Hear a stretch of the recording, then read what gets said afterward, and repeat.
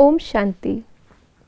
आज 8 नवंबर 2023 है और आज के अव्यक्त इशारों से बाबा जो हमें स्वमान याद दिला रहे हैं वो है, मैं मास्टर विश्व कल्याणकारी रचयिता आत्मा हूँ।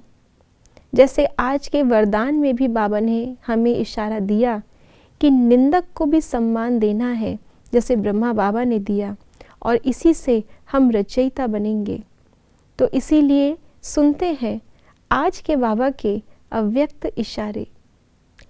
कोई कैसी भी अवगुणधारी आत्मा हो, अज्ञानी पतित आत्मा हो, ब्राह्मण परिवार की पुरुषार्थहीन आत्मा हो, पहले उसे क्षमा करो। जैसे बेहद का बाप बच्चों की बुराई व कमजोरी को दिल में ना समाए क्षमा करते हैं, पूज्य देवता भक्तों पर क्षमा करते हैं, ऐसे आप भी विश्व कल्याणकारी मास्टर रचयिता बाप के समान पूज्य आत्मा हो। आप भी किसी भी बुराई व कमजोरी दिल पर ना रखो, पहले क्षमा करो। उसके बाद ऐसी आत्मा के कल्याण प्रति उसके वास्तविक स्वरूप और गुण को सामने रखते हुए महिमा करो, अर्थात उस आत्मा को अपनी महानता की स्मृति दिलाओ। तब उसके दिल से आपके प्रति दुआएं निकलेंगी। कई बार बाबा हमें कहते हैं कि महारथियों को फॉलो करो, लेकिन बाबा ये भी कहते हैं कि महारथी कोई लेबल नहीं है, कोई टैग नहीं है, लेकिन वो उस समय की स्थिति है। ऐसे ही आज बाबा ने कहा कि कई बार ब्राह्मण आत्माएं भी गलती कर बैठती हैं। उस समय हम ये ना देखें कि इसको तो इतना ज्ञान है, ये तो इतना ज्ञान सुनाते हैं, फिर भी गलती कर बैठते हैं, तो इनको हम क्षमा कैसे करें। लेकिन बाबा ने कहा उस समय वो आत्मा ज्ञान को भूली हुई है।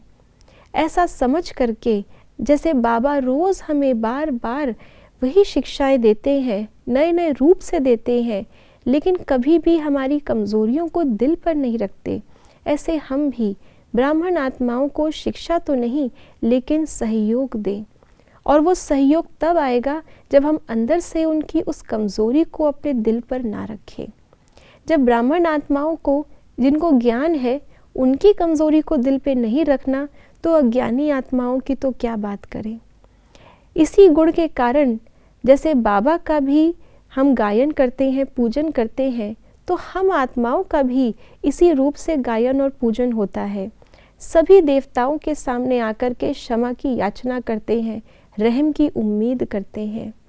इसलिए आज बाबा ने हमें मास्टर विश्व कल्याणकारी रचयिता का स्वमान दिया है।